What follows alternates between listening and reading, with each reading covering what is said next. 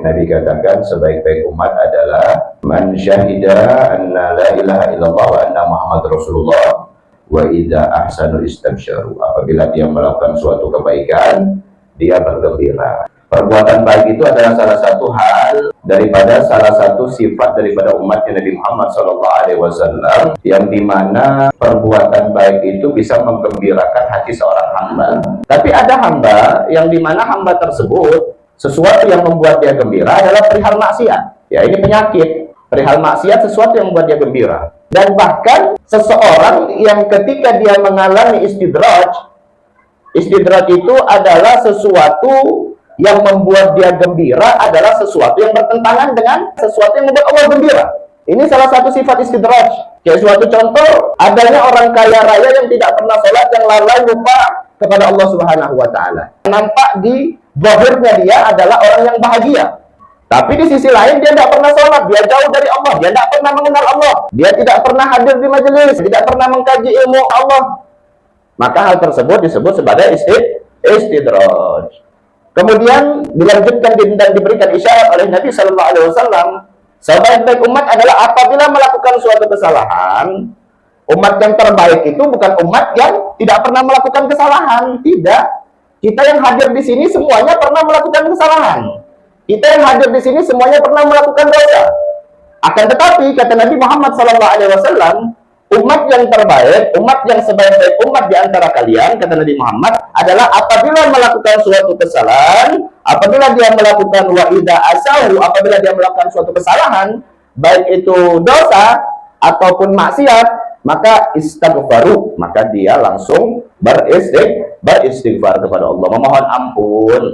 Dia tahu tempat dia kembali kemana ketika dia melakukan suatu kesalahan. Karena ada juga orang yang ketika melakukan suatu kesalahan, suatu dosa, tidak datang-datang sama Tuhan. Sehingga itu di antara umat yang terbaik apabila melakukan suatu kesalahan, ketika dia tergelincir. Ingat ya, tergelincir itu bukan hal yang disengaja.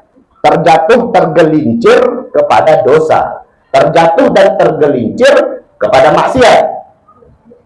Maka dia cepat kembali kepada Allah Subhanahu wa Ta'ala. Karena kenapa? Dia tahu dan sadar bahwasanya Allah itu Al-Ghafur, Maha memberi pengampunan kepada seorang hamba. Di antara umat yang sebaik-baik umat di antara kalian, kata Nabi, syahadat, dia ketika melakukan suatu kebaikan dia bergembira, ketika melakukan suatu dosa dia memohon ampun, safiru wa qasaru, apabila dia bepergian dia mengqasar salatnya, wa aftaru, dan apabila dia berpuasa dia berbuka puasa apabila dalam keadaan bepergian. Artinya itu merupakan salah satu samaha.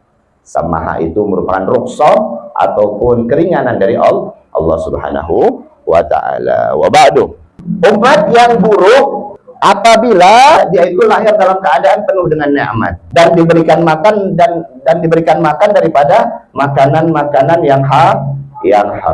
Yang mereka pikirkan bagaimana caranya bisa makan, dan bukan hanya sekedar itu, mengumpul dan menumpuk-numpuk harta, sehingga Allah Subhanahu wa Ta'ala telah berfirman, sesungguhnya apa-apa yang ada di sisimu itu pasti akan binasa, sementara apa-apa yang ada di sisi Allah itu pasti akan kekal abadi selama-lamanya. Karena pertanggungjawabannya besar. Setiap detik dari umur, setiap sen dari harta, semuanya pasti akan dimintakan pertanggungan jawab di hadapan Allah Subhanahu wa Ta'ala.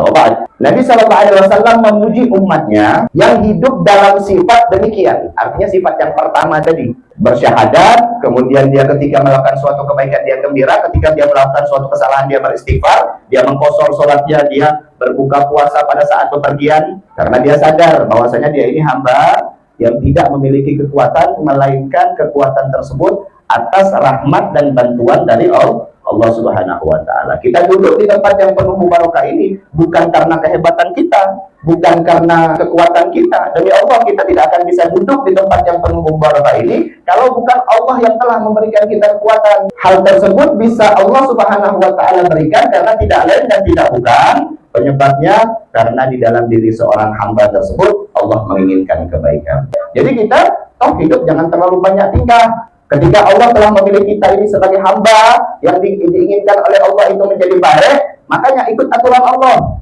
ikut syariat Allah, ikut syariat Nabi Muhammad SAW, libatkan Allah dalam setiap aspek kehidupanmu. Saya tidak mengatakan ketika kalian tidak melibatkan Allah, kalian tidak dapat rezeki. Tidak kayak gitu konsepnya. Mungkin kalian dapat harta yang banyak, bisa.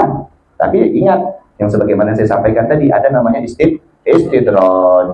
Hartanya banyak, bergelimangan. Tapi ketika dia tidak melibatkan Allah dalam setiap urusannya, dalam setiap pekerjaannya, dia lalai lupa kepada Allah Subhanahu wa Ta'ala, serta tergolong orang-orang yang durhaka, maka pasti orang tersebut adalah istidraj. Jadi seakan-akan Nabi Shallallahu Alaihi Wasallam merangkul dan mengajak umatnya itu untuk selalu dan senantiasa berbuat taat dan istiqomah dalam melakukan suatu kebaikan. Ada tilka sifat, atas sifat tersebut.